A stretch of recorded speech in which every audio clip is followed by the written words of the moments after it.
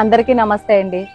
మొన్న నేను ఒక ఫంక్షన్ కి వెళ్ళినప్పుడు అందరూ చాలా సంతోషంగా ఉన్నారు. ఒక పెద్ద ఆయన మాత్రం ఒక దూరంగా వెళ్ళిపోయి ఆయనకు వయసు అంతా అయిపోయింది, చాలా దిగాలుగా కూర్చొని ఉన్నారు. నాకు చాలా బాధ అనిపించి ఆయన దగ్గరికి వెళ్ళి, ఏంటి పెద్ద ఆయన ఇంత దిగాలుగా కూర్చున్నారు, ఏమైనా నేను హెల్ప్ చేయగలనా మీకు అని అడగగానే ఆయన ఇటు రా అమ్మా అని నా ముందు కూర్చో అని చెప్పి నా కళ్ళల్లో కళ్ళు పెట్టి చూస్తూ నా తల ఇలా చేత్తో నిమురుతూ, నేను వయసులో ఉన్నప్పుడు నా కోపకు ఉన్నంత కాలం ఎవ్వరు ఏది అడిగినా కాదనకుండా నా పిల్లలకి, నా చుట్టూ ఉన్న వాళ్ళకి అందరికీ సహాయం చేస్తూ వచ్చాను.